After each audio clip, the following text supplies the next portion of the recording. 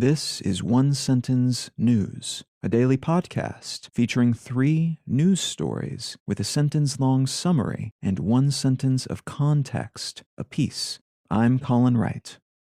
This is a sponsored message. I've been using Anchor as my podcast host for a while now, and it's been a pleasure to use. Anchor offers benefits that most other hosts do not. It's free to use, but it also has a collection of tools that allow you to create a podcast completely within the Anchor website or smartphone app. They distribute your show to Apple Podcasts, Spotify, and all the other distribution channels without any additional effort on your part, and you can make money from your podcast without any minimum audience size. So you can use it as a more traditional podcast host like I do, but it's also got everything you need to start a podcast from scratch. If you're keen to give it a shot, download the free Anchor app or go to anchor.fm to get started.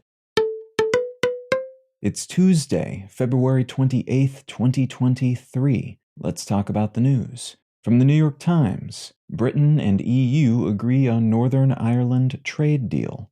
Officials from the European Union and Britain have announced a deal called the Windsor Framework that could help the two parties dodge a long-dreaded trade war. That trade war would have been sparked by the complexities of having different regulatory standards in Northern Ireland, which is part of the UK, than in Ireland, with which it shares a border, and which is part of the EU, a union the UK famously left in 2020 with the implementation of its so-called Brexit decision.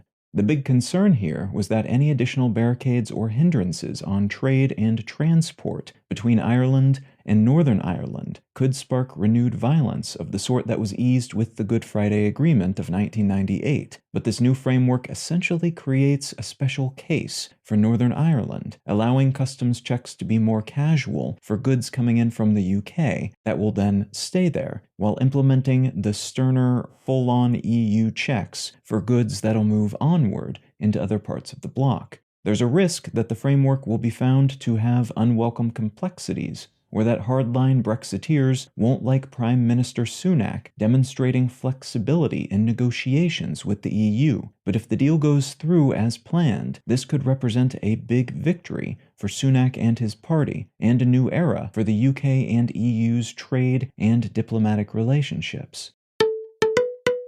From the Associated Press, 3 parties claim early leads in Nigeria's presidential vote. Though only 4 of Nigeria's 36 states had announced official voting tallies by midday yesterday, all 3 frontrunners in the country's presidential election have claimed they are all but guaranteed victory based on those numbers. A winner isn't expected to be confirmed until sometime today at the earliest, though 2019's election was not settled until 4 days after the final votes were cast, so it could be a few days more before we know who attained the most votes. There could also be a runoff election if none of the frontrunners secure a quarter of the total votes from 2/3 of the 36 states and the capital city, while also claiming the largest overall number of votes, which is considered to be a very real possibility because of how many popular candidates were on the ballot.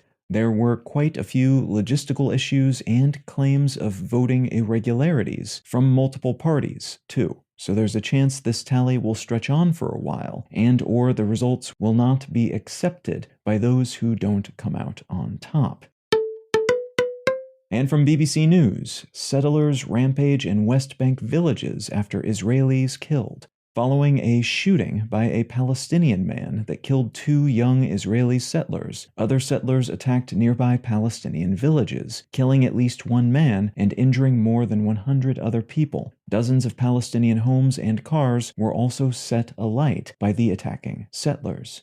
This killing and counter-killing is just the most recent instance of tit-for-tat violence between these groups, which has been amplified of late by concerns that the predominantly far-right Israeli government may be in the process of gutting the country's judicial system, removing a major check on its power, which in turn would threaten the country's democratic system. And that same government has given tacit approval for further expansion into Palestinian territory by these settlers, expansion that is considered illegal by international organizations.